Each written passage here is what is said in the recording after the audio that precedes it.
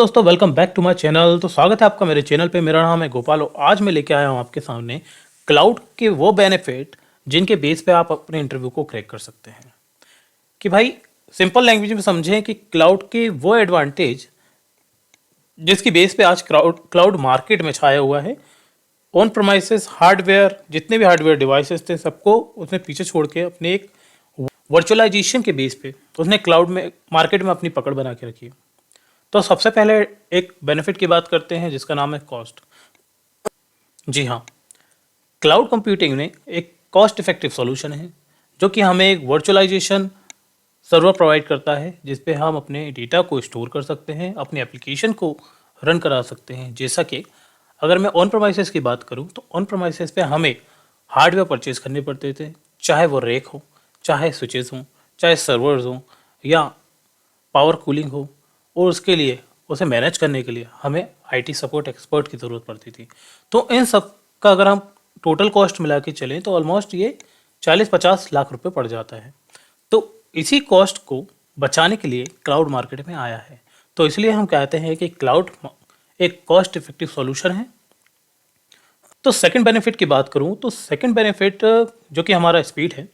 तो स्पीड की बात करूं, अगर हमारा ऑन प्रमाइसिस एनवायरनमेंट है और उसमें हमें क्या करना पड़ता था पहले के केस में कि जब भी हमें कोई नई रिक्वायरमेंट आती है, सपोज़ हमें कोई नया सर्वर बिल्ड करना है, तो सबसे पहले हमें अपने मैनेजर से अप्रूवल लेना पड़ता था। मैनेजर के बाद हमें हार्डवेयर शॉप को देना पड़ता था, वहाँ से अप्रूव होता था, वहाँ से फाइनेंस टीम को अप्रूव करना पड़ता था। तो एक एक लंबा वे होता है।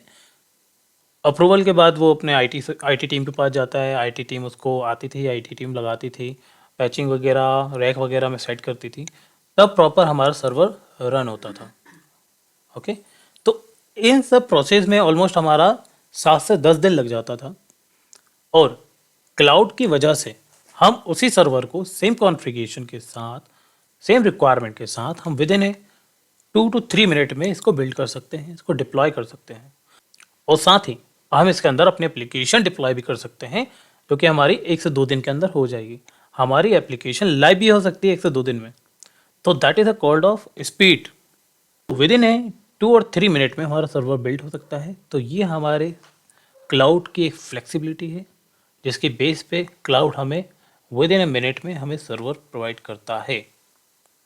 थर्ड बेनिफिट की बात करूं तो ग्लोबल स्केल।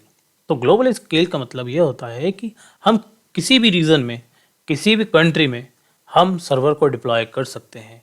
यहाँ हमारे पास कोई रिस्ट्रिक्शन नहीं होता है, यहाँ हमारे पास कोई भी बाउंड्रीज नहीं होती है कि हम किसी भी सर्वर को अपनी ही लोकेशन में डिप्लॉय कर सकें। तो क्लाउड हमें एक फ्लेक्सिबिलिटी, रिलायबिलिटी प्रोवाइड करता है जिसके बेस पे हम अपने सर्वर को किसी भी रीजन में, किसी भी कंट्री में डिप्लॉय कर सकते हैं। चाहे वो हमारे डीआर का, डिजास्टर रिकवरी का पार्ट हो, चाहे वो हमारे बिजनेस की एक न्यू ब्रांच क्यों ना हो दूसरी कंट्री में, दूसरे रीजन में, हम वहाँ पे उसको डिप्लॉय कर सकते हैं। साथ ही साथ अगर हम चाहते हैं कि हमारी एक ब्रांच मुंबई में है, दूसरी ब्रांच दिल्ली में है और तीसरी ब्रांच हैदराबाद में है, तो जो उसके नियरेस्ट रीजन होगा हम उस रीजन में सर्वर को डिप्लॉय कर सकते हैं, जिससे हमारी बिजनेस कंटिन्यूटी और रिलायबिलिटी बनी रहती है, जिससे हमारे यूज़र को सर्वर से रिलेटेड कोई प्रॉब्लम नहीं होती है। चाहे वो हमारा स्टोरेज क्यों ना हो, चाहे हमारे कंप्यूटिंग और पावर क्यों ना हो, चाहे हमारी बैंडविड्थ क्यों ना हो, इन सभी को कवर अप करता है cloud computing using the global scalability. Fourth benefit की बात करूं जिसका नाम है प्रोडक्टिविटी। तो प्रोडक्टिविटी के केस में अगर हम एग्जांपल के थ्रू बात करूं कि ऑन प्रोमाइसिस के टाइम पे हमें बहुत सारे हार्डवेयर परचेज करने पड़ते थे, सॉफ्टवेयर पैचिंग के लिए भी हमें। फोर्थ बेनिफिट की बात करूं जो कि हमारा प्रोडक्टिविटी है, तो इस केस में हम लेट्स से मैं आपको एग्जांपल देता हूं कि जब हम ऑन प्रोमाइसिस पे वर्क करते थे तो वहाँ पे हमें हार्डवेयर सेटअप करना पड़ता था। हार्डवेयर के बहुत सारे टूल्स लगते थे, चाहे हमारा सर्वर हो, रैक हो, एसी हो, डिफरेंट टाइप के हमारे कंप्यूटर्स हों, उनको मैनेज करने के लिए लैन केबल हो। तो ये सब कुछ हमें मैनेज करना पड़ता था, हमें परचेज करना पड़ता था।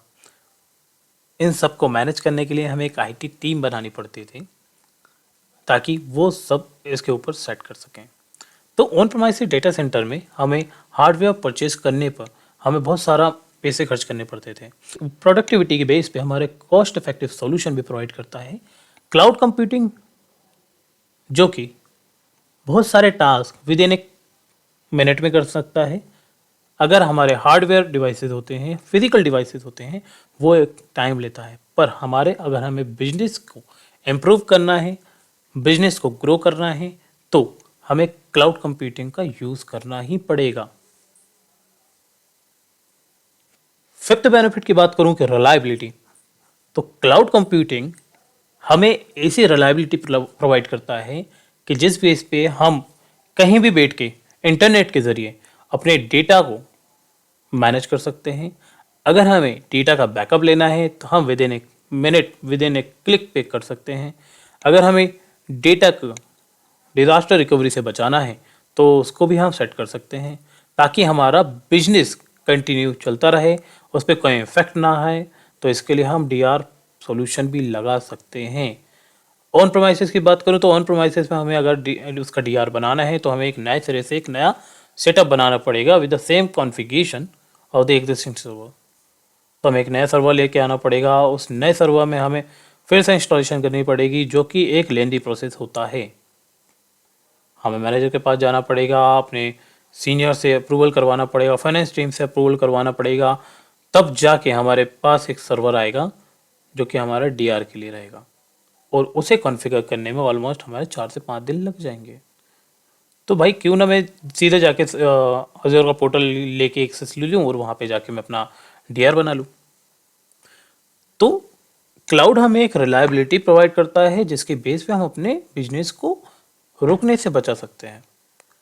चाहे हमारा डेटा बैकअप हो, चाहे हमारा डिजास्टर रिकवरी हो, चाहे हमारा कोई भी फेल्यूर हो, यह हमें रिलायबिलिटी प्रोवाइड करता है।